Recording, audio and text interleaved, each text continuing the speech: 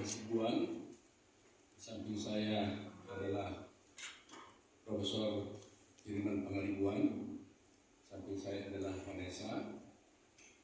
Kami ini adalah kuasa hukum dari SMA Binus, ya, Bina Nusantara, dan juga mewakili Yayasan Binus. Samping saya ini adalah pihak dari Binus, ya, Pak Haris. Komprehensif pers ini adalah sehubungan dengan banyaknya pemberitaan mengenai peristiwa yang dituduhkan kepada Binus, yaitu seakan-akan Binus melakukan pembiaran terhadap suatu peristiwa bullying, pelecehan seksual, dan juga pengeroyokan yang terjadi pada seorang siswa di Binus ini, yaitu kejadian pada tanggal 30 Januari 2024 dan peristiwa tanggal 30 Januari 2024. 31. Dan mungkin teman-teman wartawan sudah menontonnya, baik di podcast, bahkan di media mainstream, di media cetak sudah beredar semua berita-berita tersebut. Yang terus terang sebenarnya ini adalah peristiwa yang sudah berjalan mulai bulan Januari sampai sekarang ini September, dan sudah ditangani oleh pihak kepolisian. Dan kita juga telah mempercayakan ini kepada pihak kepolisian. Tetapi entah kenapa baru bulan September ini menjadi berita yang sedemikian rupa, yang sesungguhnya ini adalah peristiwa yang terjadi di antara para siswa dengan siswa. Tetapi sekarang ini mulai menyerang dan diduga mencemarkan nama baik daripada Binus. Karena itu kami mungkin menceritakan sedikit dulu persoalannya. Sama Binus ini, yaitu dengan inisial Rafiq Elfian, ya. Saya sengaja membuka ini Rafiq tidak pakai inisial karena memang beliau sendiri, admin sendiri sudah membukanya sendiri di media sosial, di televisi, ya. Kalau dia hanya laporkan di polisi, kami juga tidak akan mau buka, tapi dia sudah membuka di podcast dan sebagainya rupa. Di mana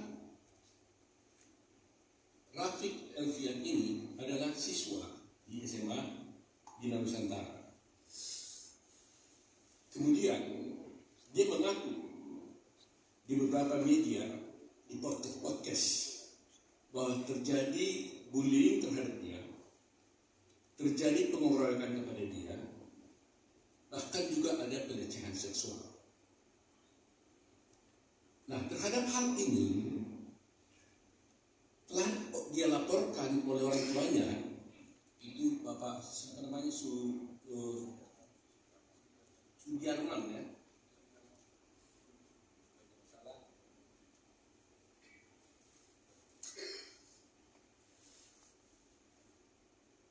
Bapak Sudiarman, orang tua daripada siswa tersebut, telah melaporkan kepada pihak kepolisian. Nah, tentunya kami Binus karena ini sudah dilaporkan kepolisian, kami tentunya sangat membantu semua pihak kepolisian, apa yang diperlukan, semua keterangan-keterangan kami sudah beritahukan.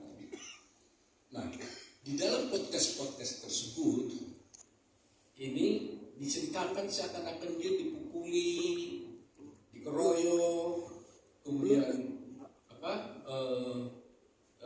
dilecehkan, dilakukan pelecehan seksual pada dia.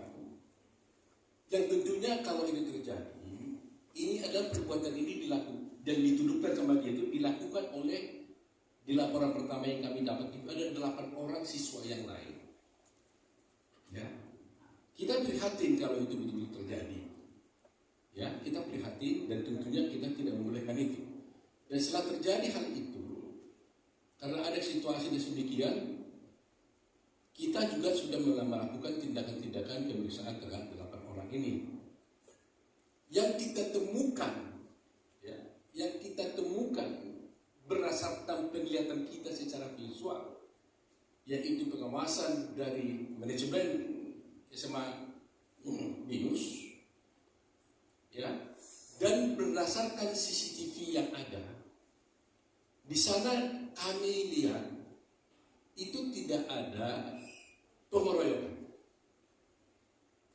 ya, tidak ada bullying, tidak ada pelecehan seksual. Kecuali peristiwa itu tidak terlihat dan tidak diketahui oleh sekolah, dan itu hanya bisa dijelaskan, diceritakan oleh para pihak siswa yang terjadi. Dan ini telah dilakukan oleh polisi, diperiksa oleh polisi. Jadi umpamanya si Rafiq ini melaporkan dia dikeroyok, tapi selama ini terjadi adalah antara mereka sesama siswa saling dia melaporkan si siswa 8 orang ini. Pihak sekolah tentunya juga memberikan keterangan-keterangan terhadap hal ini. Dan terhadap ini telah dilakukan oleh RC, ya, Restoratif Justice, terhadap peristiwa ini. Karena ini mereka kan waktu itu ada yang masih di bawah umur. Karena semua ini sekarang masih di bawah umur.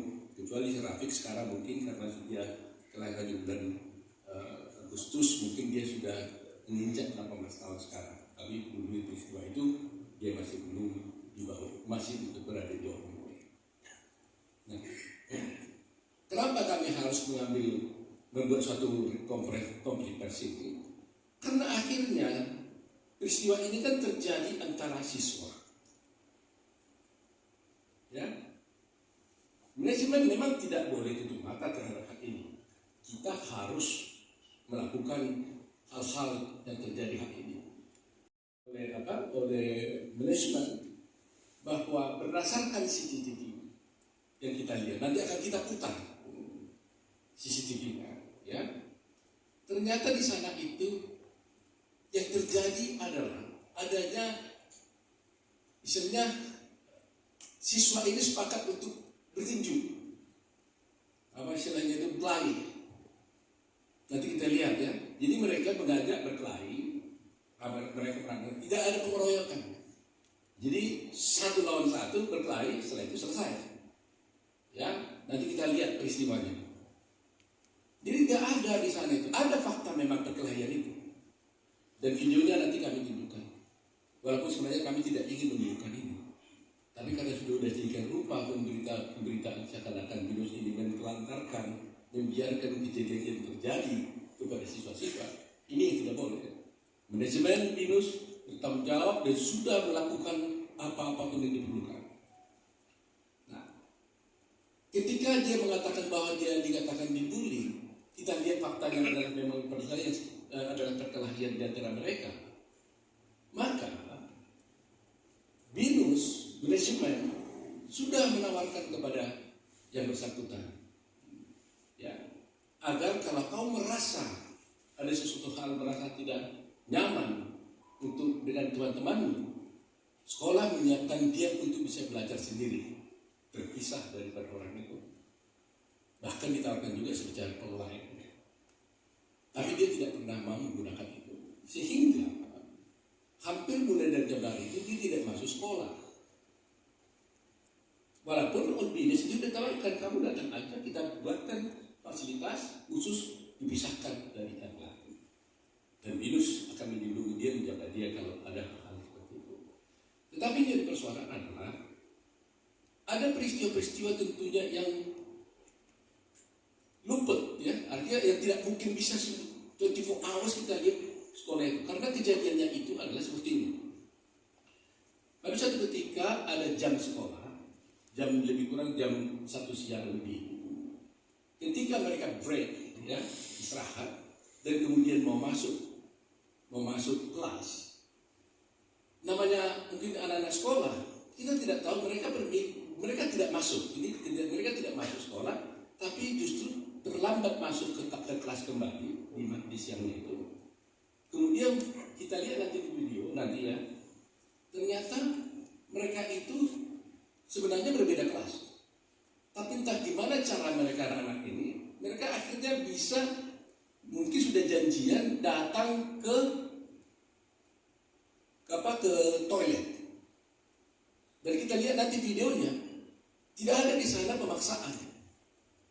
Ya, tidak ada pemaksaan, tidak ada penyeretan, mereka datang masuk sendiri volunteer. Jadi saya katakan waktu kecil kita mungkin datang, mungkin ayo berantem yuk, saya kalau you jago mungkin gitu ya.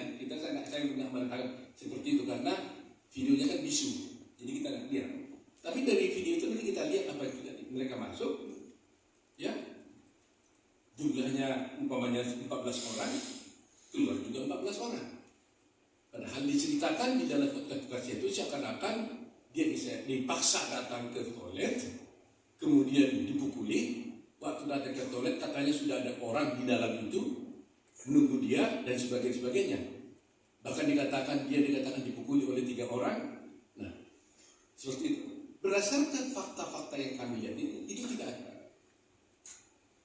Kecuali ada peristiwa di luar itu yang kami tidak lihat, ada ini yang tentunya ini adalah ranah kepolisian. 8 orang itu kan diperiksa. Apakah betul mereka melakukan ini?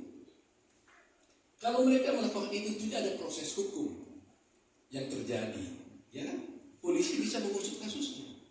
Tetapi tuduhan yang dilontarkan seakan-akan BINUS melakukan pembiaran terhadap ini yang kami tolak secara tegas. Kalau dikatakan sekolah BINUS membiarkan adanya bullying, itu yang kami tolak secara tegas. Kalau dikatakan bahwa kita membiarkan adanya pelecehan seksual di sini, itu kami tolak secara tegas. Seperti saya katakan tadi, fakta-fakta itu di sini kami tidak lihat. Nah, yang kami lihat adalah dan diketahui oleh sekolah dan jujur manajemen mengatakan ada perkelahian itu. Dan sehabis perkelahian itu, nurse, ya macam perawat yang di sini ya, juga melihat bahwa si anak ini, pelaku ini, ada apa kamu gitu ya, dibawa ke klinik. Dan akhirnya ada proses pemeriksaan. Tetapi yang pasti, itu bukan peristiwa pengeroyokan berdasarkan CCTV yang kami lihat. Berdasarkan daripada video yang kami lihat. Ya, karena ada fakta-fakta ini. Tadi saya katakan, kecuali anak-anak mengaku ada perlakuan yang tidak terlihat di dalam video ini. Itu, nah kalau itu terjadi, tentunya tidak boleh dipersalahkan kepada BINUS. Karena sudah terjadi di luar kemampuan daripada manajemen dan itu sudah diproses oleh polisi. Jadi boleh dikatakan ini adalah peristiwa adalah kenakalan para siswa di antara mereka. Ya, kalau kita lihat di sini,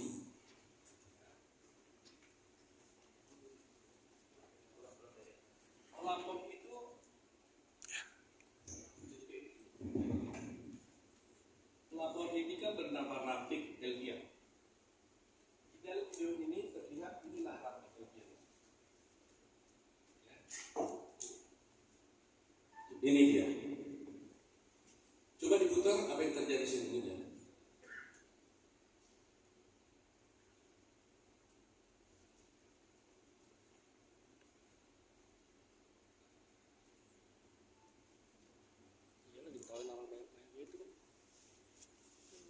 Ini peristiwa di kantin.